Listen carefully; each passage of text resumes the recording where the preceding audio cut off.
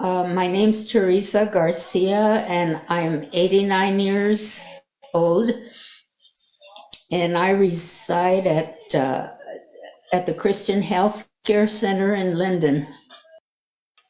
I grew up I was born in New Mexico, and I was there until the age of 16.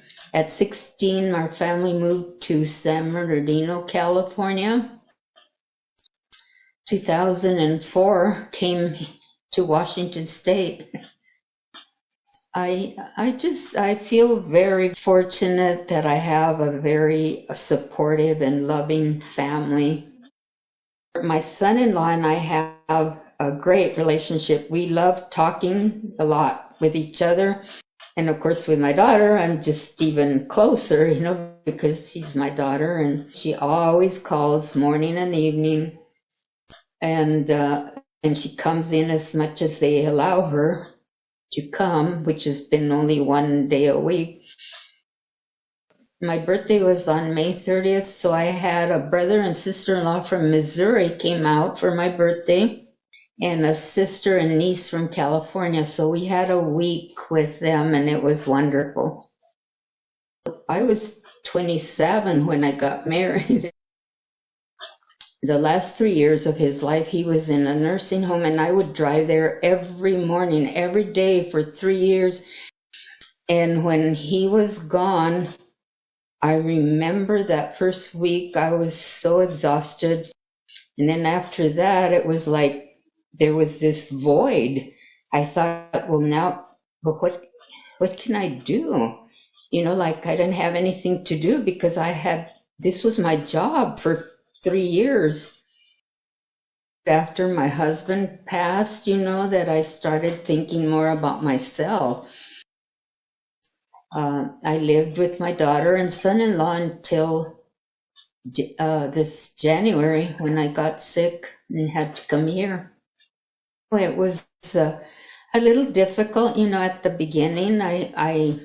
When I first came, I had to be in quarantine for 14 days before I could be put in a room.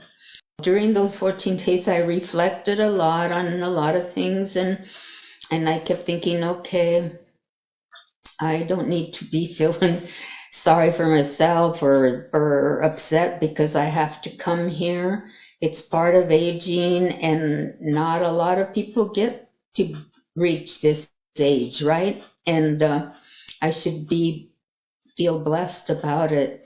So when I came to the room, I had a roommate, and her name was Alice, and she was like so good. I mean, we had a lot in common. We talked a lot, and she helped me a lot, with settling in here because she had been here 5 years. It was wonderful, but I only had 2 months with her before she passed. So this is all part of aging, right? Almost everyone before they pass have something to go through, right? That we would rather not, but it's part of life. So I think those are all good things that come in your life. At the time you think they're not, something really bad and all, but there's always something to learn from it. And I'm very happy here. I've settled really well. At first it's hard, and like I tell everybody, I have no complaints about the place. Everyone's very kind. Every caregiver is wonderful. The food is great. I mean, I've gained like 8 pounds since I came here. And the only thing, it's not home, right? Home can't be replaced, really. There's nothing that can replace home. I have these 3 the cutest little great-granddaughters. And that I brought that picture, a picture of my daughter and son-in-law in there with their family. Those were 2 of the things that I liked.